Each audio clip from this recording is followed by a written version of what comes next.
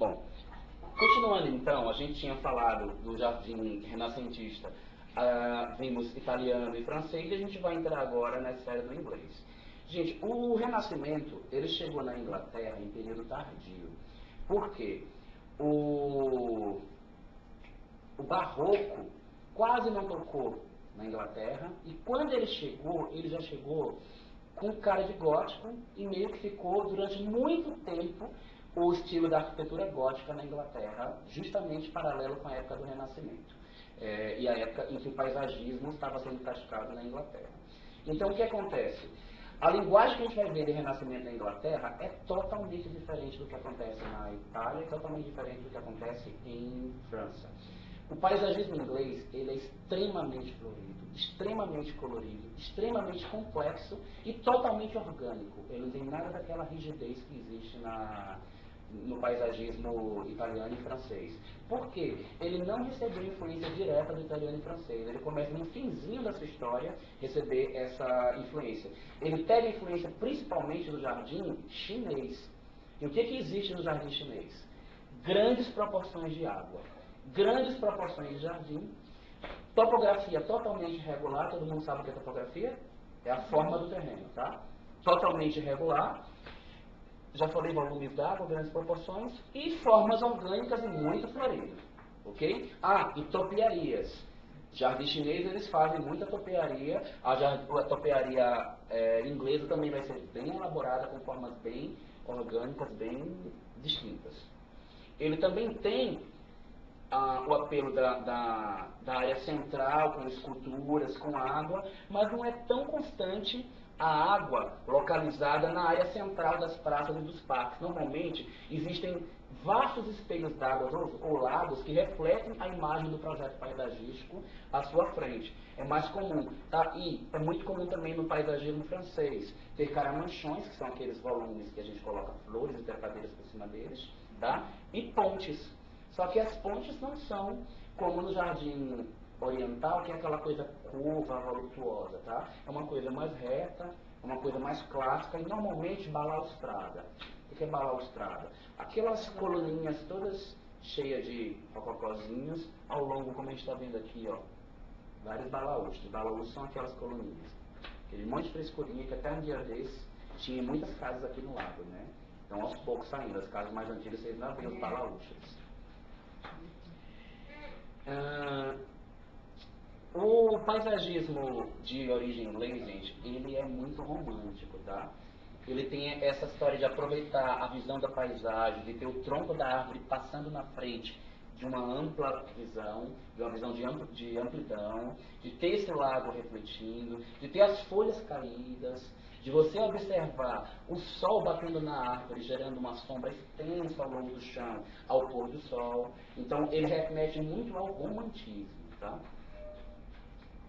Todos eles são bastante românticos, tá? Mas o inglês, ele tem essa aspiração muito forte. Então, a gente vai ver algumas também manifestações com grandes espelhos d'água, mas você vê que a proporção da água no renascimento inglês, do paisagismo, é grande, né? E ela normalmente é colocada de maneira tal que se reflita o que tem na arquitetura ou no paisagismo nessa água.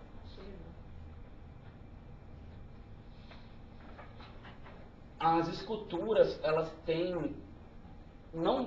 a proporção das esculturas é um pouco deformada, tem um pouco mais da presença de animais, de gárgulas, porque casa com a época do gótico, onde tinha esses animais, essas criaturas, né? Então vocês vão ver isso aparecendo muito.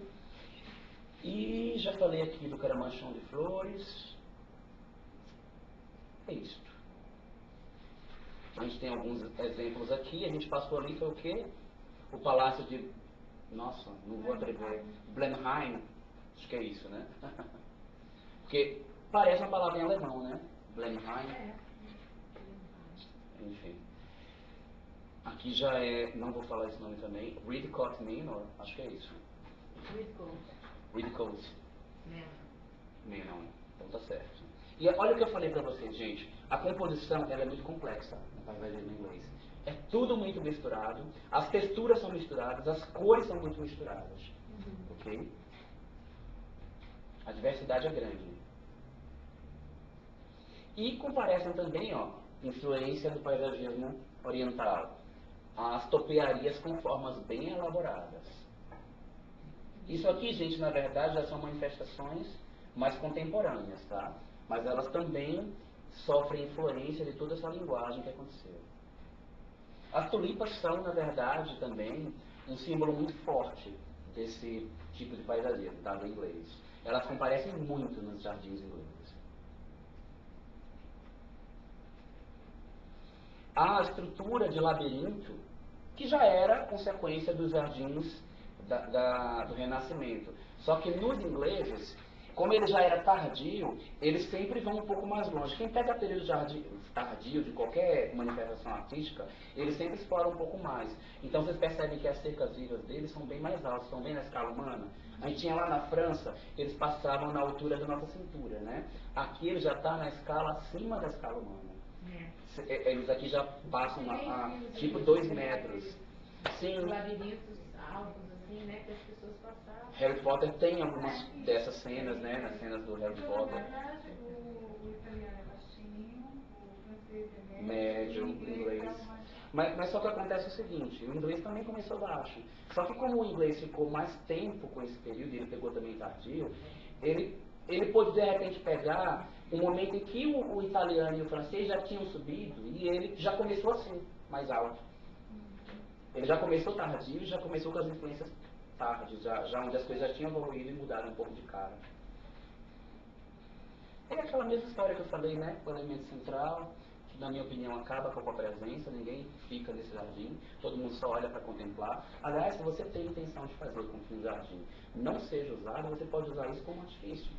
Você não quer que as pessoas estraguem seu jardim, coloca um elemento central lá, que ele impede que as pessoas permaneçam, elas ficam só circulando e não param. É uma arma boa para quem está realmente com essa intenção.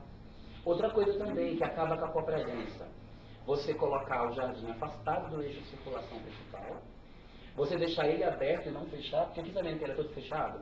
Quando você abre, as pessoas não querem permanecer no espaço. Quando você cria essa configuração central, você também faz isso. Quando você não tem portas de acesso dando para ele, também você diminui. Quando você só bota uma área de acesso, as pessoas não querem acessar aquele jardim. E quando você desnivela o jardim, toda a área desnivelada, gente, ela só tem 50% de chance de ser utilizada em relação ao normal. Vocês vão perceber muito isso, inclusive, não só no paisagismo, no paisagismo interiores. Se você pega uma sala, você levanta a sala de jantar, a probabilidade de uso daquela sala é nenhuma. Se sua família não for muito religiosa com o encontro para a hora do almoço e da janta, aquela sala, inclusive, perde o uso e você vai pedir para comprar uma outra mesa para colocar na parte nivelada e aquele pedaço levantado e ficar só de enfeite. E no caso da casa de Pedro, que na sala tinha degraus para chegar à sala de jantar, e a sala de jantar ficava no mesmo nível. Não sei se você percebeu. A sala de jantar profunda é onde acontece o movimento da casa do Pedro. A sala de estar dele, ele só vai lá se alguma visita estiver chegando. Porque a copresença daquele degrau, aquele degrau que foi a copresença da sala de estar dele reduz-se. E foi intencional. Aquela sala dele é de enfeite. Aquela sala dele é para receber as pessoas e mostrar. Olha a minha sala como é ampla. Olha minhas clarabóias artificiais no teto. É isso. É meio que essa a intenção ali do Pedro. Inclusive, eu não vou, depois eu comento isso, tá bom? Porque senão a gente vai fugir muito do paisagismo, vai bater em design, em aula aqui de paisagismo, estou querendo concentrar um pouco nessa. Mas é isso mesmo, tá? Rola isso. Teve esse problema da copresença por conta do degrau, e o mesmo acontece no jardim. Você quer que uma área de flores, por exemplo, seja preservada, coloca uns degrauzinhos que poucas pessoas vão querer subir aqueles degraus. O ruim é que normalmente quem mais gosta de detonar são as crianças, elas vão mais naquela área. Porque a criança gosta de subir e descer a escada. Mas mesmo para a criança reduz, ela tenta não subir. É tendência natural do ser humano. Outra coisa, o ser humano ele não faz caminhos compridos, ele não anda em curvas. Se você fizer um caminho em S no jardim e não botar nenhuma barreira para a pessoa passar, ela cruza pelo meio e fica aquele, todo mundo chama de caminho de rato. A gente chama tecnicamente de caminhos informais. Aquele caminho informal que você fez da curva, ele cai por água abaixo. Se você quer uma curva bonita no seu jardim, faça a sua curva, mas bote umas plaquinhas no meio do caminho da reta para que a pessoa pise naquelas plaquinhas do reto. Porque senão vai criar os caminhos informais. Ok? Já falei, né? Grande proporção d'água, grande proporção do jardim, reflexo das imagens, a cena muito bucólica, muito romântica. Ah, e outra coisa, o paisagismo inglês, as árvores comparecem muito com a proporção de colorido, mais do que nas outras. Se vocês observarem o italiano e o francês, a árvore não tem colorido. Aqui no inglês tem. E ela cumpre o papel de complementar a Que cena. árvores são essas, hein? Que fica com essa cor aí. Eu não vou saber dizer para você o nome delas não, mas aqui aparece com bastante frequência, é aquela que a gente viu no jardim chinês também. Você anotou o nome? Não, não é cerejeira. Não é cerejeira? Não. É bem fininha assim. Eu vou voltar lá no chinês e ler o nome, porque isso é influência do chinês. Tuia, ciprestes, azaleias, ácer vermelho. Acer. Acer. Esses são acers alguns, tá? Acer. Todos não, alguns são acers, os mais coloridos. Que é aquele que tem uma folhinha assim, um formato, lembra um pouquinho a maconha, só que uma maconha numa escala maior. Aquilo é Acer? Aquilo é Acer. Eu acho lindo, aqui tem muito em Paris também. É uma pena que o Acer não é tão adaptado ao nosso clima. Não, é clima frio. Agora aqui no Chile tem esses, isso chama Acer, então, essas árvores?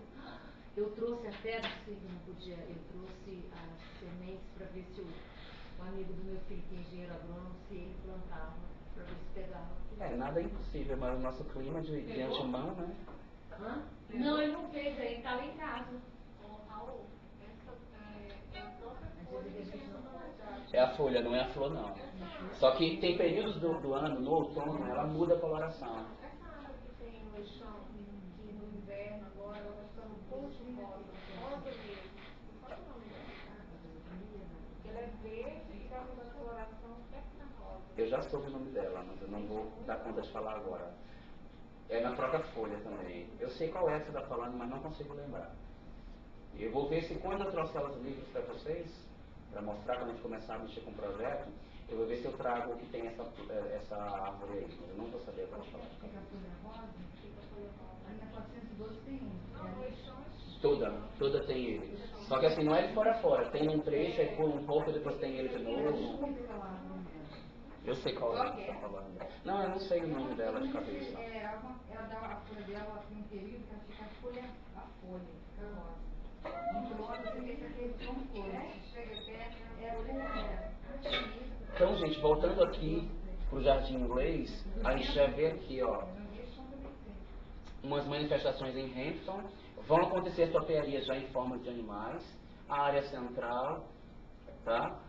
As cercas vivas estão um pouco mais altas, né? Como eu falei.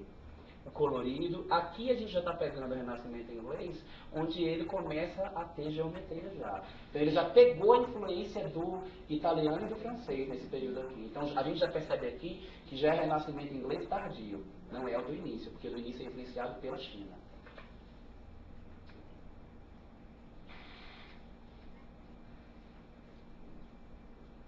E aquela coisa que eu falei para vocês, né, do romantismo, do colorido, nas passagens. A questão, ó, do colorido das árvores e o pôr do sol gerando essa penumbra, que é bastante romântico. A sequência de cercas vivas, né? E normalmente ele também tem essa questão da... Ai, tá me dando muito branco, tô esquecendo o nome das coisas. Quando a gente coloca as palmeiras assim, uma frente da outra, e você passa pelo meio. Esqueci o nome agora. Peraí, deixa eu dar um pause. Você considera isso uma maneira? Não é que eu considero, é porque quando você põe a sequência de árvores ou de palmeiras, uma frente à outra, e ela meio que determina um caminho central para você passar, isso é uma alameda. São volumes dispostos nas laterais e um caminho central onde você transita por ele. Isso que é uma alameda. Isso é característica do jardim francês, inglês principalmente, mas é característica do jardim italiano, o jardim renascentista.